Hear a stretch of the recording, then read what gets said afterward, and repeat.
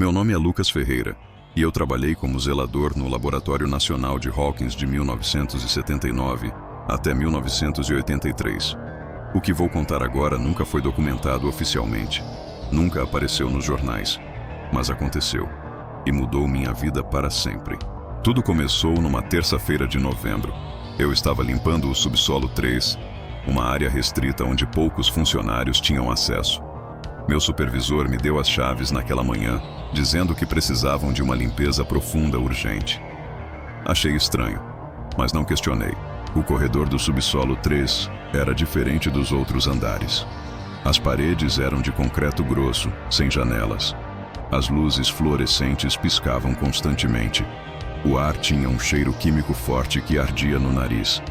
E fazia muito, muito frio. Havia 12 portas ao longo do corredor. 11 delas tinham números. A 12ª não tinha identificação nenhuma. Apenas um símbolo estranho pintado em vermelho desbotado.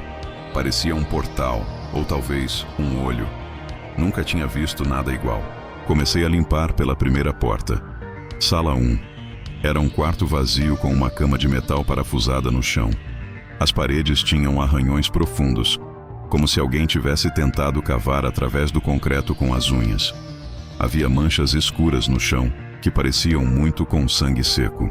Sala 2 era pior. Tinha uma cadeira no centro com cintas de couro nos braços e pernas. Ao redor da cadeira, dezenas de agulhas espalhadas pelo chão.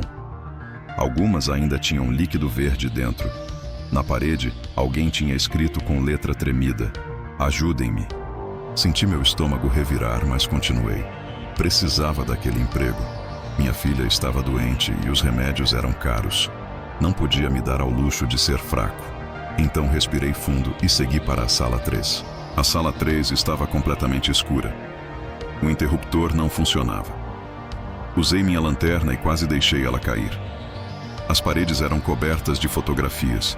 Centenas delas. Todas de crianças. Crianças com a cabeça raspada, vestindo roupas hospitalares brancas numeradas. Algo nas expressões daquelas crianças me perturbou profundamente. Não era medo, era vazio. Como se alguém tivesse apagado tudo que as tornava humanas e deixado apenas cascas vazias olhando para a câmera. Passei rapidamente pelas salas 4, 5 e 6. Todas tinham equipamentos médicos estranhos. Máquinas com fios e eletrodos, tanques cheios de líquido turvo, pranchetas com anotações em código que eu não conseguia entender. Cada sala me deixava mais enjoado que a anterior. Foi na sala 7 que encontrei o diário. Estava escondido embaixo de um colchão rasgado. A capa de couro estava manchada e desgastada. Abri na primeira página e li: Experimento MK Ultra, fase 4. Sujeitos, números 01 ao 012. Objetivo: expansão de capacidades psíquicas através de privação sensorial e estímulos químicos. Minhas mãos tremiam enquanto virava as páginas. Havia descrições detalhadas de experimentos. Crianças forçadas a ficar acordadas por dias. Drogas injetadas diretamente no cérebro. Choques elétricos aplicados em intervalos aleatórios. Tudo para tentar desbloquear o que eles chamavam de habilidades latentes. A maioria dos sujeitos não sobreviveu. O diário documentava friamente cada morte. Sujeito 03. Falência cardíaca durante teste 17. Sujeito 05. Hemorragia cerebral, descartado. Sujeito 08. Reação adversa ao composto 7-alfa, eliminado. Mas havia um sujeito diferente dos outros. Sujeito 011. Ela sobreviveu a tudo. Mais do que isso. Os testes nela começaram a mostrar resultados. Telecinese confirmada. Projeção mental bem-sucedida. Acesso ao que eles chamavam de dimensão intermediária estabelecido. A última entrada do diário me gelou. 011 abriu algo que não deveria ter sido aberto. Perdemos controle da situação. Evacuação do nível 3 autorizada. Selamento permanente recomendado. Que Deus tenha misericórdia de nossas almas. A data da última entrada era 6 de novembro de 1983, exatamente uma semana atrás. Fechei o diário e olhei para o corredor. A 12ª porta, aquela sem número, estava no fim do corredor. E eu podia jurar que estava ouvindo algo vindo de trás dela. Um zumbido baixo e constante como eletricidade estática. Deveria ter ido embora. Deveria ter deixado aquele maldito diário onde encontrei e nunca mais voltado ao subsolo 3. Mas a curiosidade é uma coisa terrível, e eu precisava saber o que havia atrás daquela porta.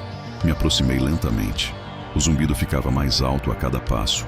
A temperatura caiu drasticamente. Meu hálito formava nuvens brancas no ar.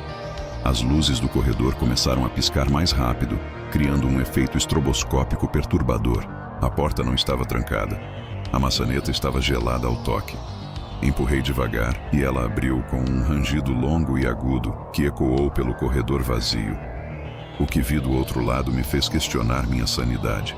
A sala era enorme, muito maior do que deveria ser possível. As paredes pareciam pulsar, como se estivessem vivas. Não eram de concreto. Eram de algo orgânico, úmido e escuro. Vinhas ou tentáculos negros cobriam cada superfície, se mexendo sutilmente. No centro da sala havia uma abertura. Uma fenda na realidade. Não há outra forma de descrever. Era como se alguém tivesse rasgado o tecido do mundo e revelado algo por baixo. Algo vermelho e pulsante, como carne exposta. O zumbido vinha de lá. Ao redor da fenda, equipamentos médicos estavam espalhados. Todos cobertos por aquela substância negra e viscosa. E então, vi os corpos. 3 homens de jaleco branco, caídos em posições impossíveis. Suas faces estavam congeladas em expressões de terror absoluto. Mas eles não estavam mortos. Pelo menos não completamente. Seus olhos se moviam, me seguindo enquanto eu me aproximava. Suas bocas se abriam e fechavam silenciosamente, como peixes fora d'água. Um deles estendeu a mão na minha direção, implorando. Então ouvi a voz. Não vinha de nenhuma direção específica. Estava dentro da minha cabeça, uma voz de criança, mas distorcida, errada. Ele está acordando, ele está com fome, ele quer sair. Virei rapidamente procurando quem tinha falado. Foi quando a vi. No canto mais escuro da sala, parcialmente escondida pelas vinhas negras. Uma menina. Não podia ter mais que 12 anos. Cabeça raspada, vestindo um camisolão hospitalar sujo de sangue. E no pulso, uma pulseira com o número 11. Ela me olhou com olhos completamente brancos, sem pupilas, sem íris, apenas branco puro e brilhante. Você não deveria estar aqui. A voz dela ecoou na minha mente novamente. Agora ele sabe que você existe. E quando ele sabe, ele vem. A fenda começou a pulsar mais rápido. O zumbido se transformou num rugido. As vinhas nas paredes se agitaram violentamente. E então, de dentro da abertura, algo começou a sair.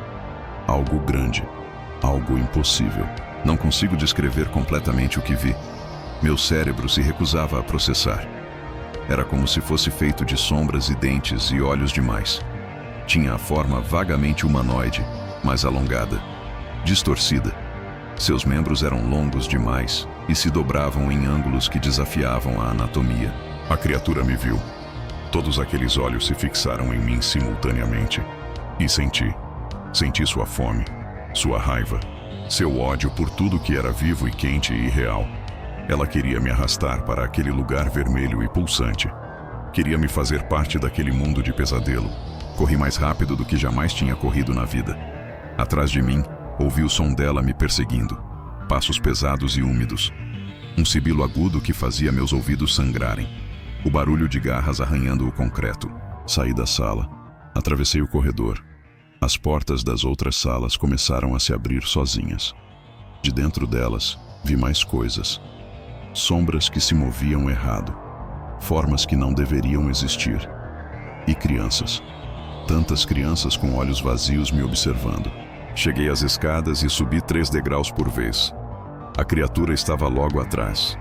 Podia sentir seu hálito frio e podre no meu pescoço. Ouvi a voz da menina uma última vez. Corra, corra e nunca olhe para trás. Nunca conte a ninguém, ou ele vai encontrar você de novo. Alcancei o andar térreo e continuei correndo. Atravessei o saguão, ignorando os gritos de segurança. Saí pela porta principal e não parei até estar no meu carro. Minhas mãos tremiam tanto que mal consegui colocar a chave na ignição. Dirigi para casa em choque. Minha mente tentava processar o que tinha visto, mas era impossível. Aquilo não podia ser real. Tinha que ser um surto psicótico. Uma alucinação causada pelos produtos químicos do laboratório. Qualquer coisa menos a verdade. Quando cheguei em casa, minha esposa me viu e ficou pálida. Eu estava coberto de uma substância negra e viscosa. Minha roupa estava rasgada. Havia sangue escorrendo dos meus ouvidos. Ela quis chamar uma ambulância, mas eu implorei que não. Não podia ir ao hospital. Não podia contar a ninguém. Tomei um banho que durou 1 hora. A água saía preta. A substância grudava na minha pele como alcatrão. Quando finalmente saí, olhei no espelho e quase gritei. Havia marcas no meu pescoço. Marcas de dedos. Mas não eram dedos humanos. Eram longos demais, com articulações extras. Naquela noite não consegui dormir. Cada vez que fechava os olhos, via aquela fenda vermelha e pulsante. Via aqueles olhos me observando. Ouvia aquela voz de criança distorcida na minha cabeça. Às 3 da manhã, ouvi algo arranhando a janela do meu quarto. Levantei devagar e olhei. Não havia nada lá fora. Mas na névoa da janela, alguém tinha desenhado um símbolo. O mesmo símbolo que estava na 12ª porta. O portal. Ou o olho. E embaixo, escrito com um dedo invisível: ele está observando você. No dia seguinte, liguei para o laboratório dizendo que estava doente e não poderia trabalhar. Meu supervisor disse que não se preocupasse. O subsolo 3 tinha sido permanentemente selado durante a noite. Um acidente com produtos químicos, eles alegaram. A área estava contaminada e ninguém mais teria acesso. Passei os dias seguintes pesquisando. Descobri coisas sobre Hawkins que ninguém deveria saber. Crianças desaparecidas ao longo dos anos. Sempre em novembro. Sempre perto do laboratório. Pais que enlouqueceram. Pessoas que simplesmente sumiram sem deixar rastros. E descobri sobre o projeto MK-Ultra, um programa real do governo, experimentos com controle mental, drogas psicoativas, privação sensorial. Tudo que estava naquele diário. Mas os arquivos oficiais diziam que o projeto tinha sido encerrado nos anos 70. Mentiras. Tudo mentiras. 1 semana depois, minha filha começou a ter pesadelos. Ela acordava gritando sobre um monstro sem rosto, sobre um lugar escuro e frio onde crianças choravam, sobre uma menina com olhos brancos que pedia ajuda. E então ela desenhou algo que me fez o sangue gelar. Era a fenda, perfeita em cada detalhe, como se ela tivesse estado lá. Mas eu nunca tinha contado a ela. Nunca tinha contado a ninguém. Os pesadelos pioraram. Ela parou de comer. Suas pupilas começaram a dilatar de forma estranha. E uma noite, acordei com ela em pé ao lado da minha cama. Seus olhos estavam completamente brancos. Quando abriu a boca, não foi sua voz que saiu. Era aquela voz distorcida de criança. Ele quer você de volta. Você viu demais. Sabe demais. E agora sua filha vai pagar o preço. Peguei minha família e fugimos de Hawkins naquela mesma noite. Deixamos tudo para trás. Casa, emprego, vida inteira. Nos mudamos para o outro lado do país. Mudamos nossos nomes. Tentamos começar de novo. Mas você não pode fugir de algo que existe fora das regras normais da realidade. Não pode se esconder de algo que pode alcançar através das dimensões. E não pode esquecer o que viu. Não importa o quanto tente. Já faz 5 anos desde aquela noite. Minha filha melhorou, mas nunca voltou a ser a mesma. Ela vê coisas que não deveriam estar lá. Ouve sussurros em salas vazias. Às vezes, acordo e a encontro desenhando aquele símbolo nas paredes. Eu sei que ele ainda está lá, naquele lugar entre mundos, esperando, observando. E sei que um dia, ele vai terminar o que começou. A porta foi aberta e não pode ser completamente fechada. A menina, o sujeito 011, tentou nos avisar, mas era tarde demais. Se você mora em Hawkins, Indiana, ou perto do laboratório, meu conselho é: vá embora. Não faça perguntas, não investigue. E se você vir uma menina de cabeça raspada com olhos brancos, corra. Corra e nunca olhe para trás. Porque algumas experiências não deveriam nunca ter sido feitas. Algumas portas não deveriam nunca ser abertas. E alguns monstros são reais demais para serem apenas lendas. O mundo invertido existe, e ele está com fome.